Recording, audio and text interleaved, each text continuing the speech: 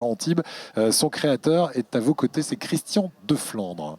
Oui, Eric, mon invité s'appelle Christian, coup de projecteur avec lui sur l'unique musée de la carte postale. Bonsoir Christian. Bonsoir. Alors vous êtes parisien, mais anti-bois d'adoption, on va dire.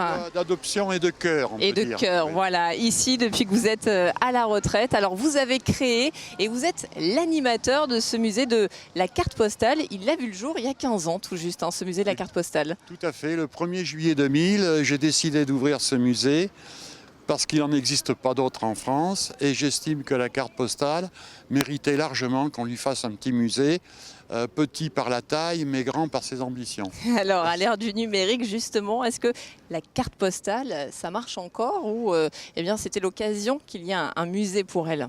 Alors on peut dire que la carte postale est quand même en perte de vitesse, surtout si l'on considère que les cartes qui sont présentées dans le musée datent de l'âge d'or correspondant à la belle époque où les gens n'avaient le téléphone ni à leur domicile ni dans la poche.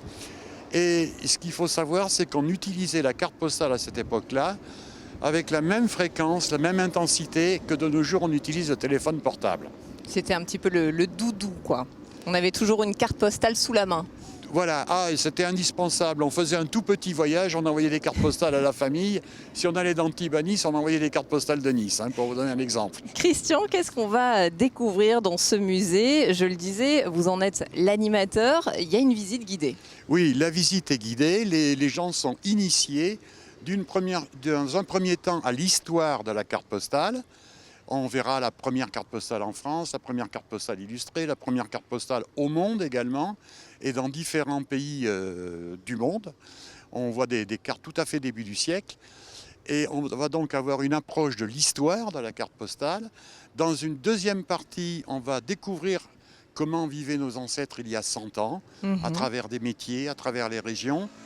Et il y a également une partie artistique, parce qu'il faut savoir que de nombreux artistes qui n'étaient pas très connus à l'époque, n'ont pas négligé la carte postale, soit pour faire des supports publicitaires, soit pour d'autres raisons.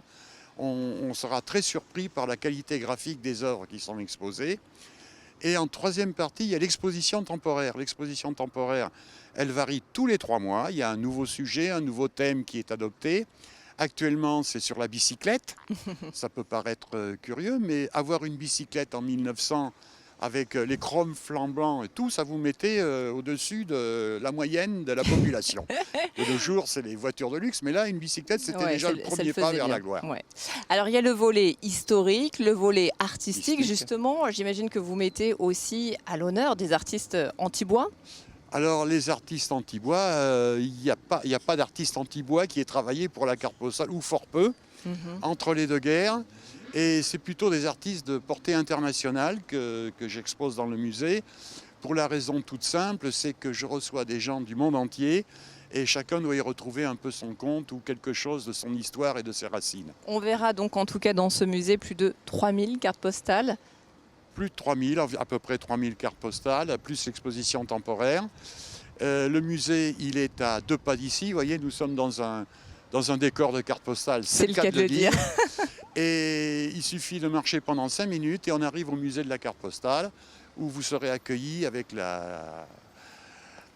bienveillance. Voilà, par le papa de ce musée, Voilà. il faut le dire, qui est donc non seulement le créateur, mais aussi l'animateur de ce musée de la carte postale. Franchement, ça vaut le détour. Les visites sont guidées en français ou en anglais, je précise. Voilà.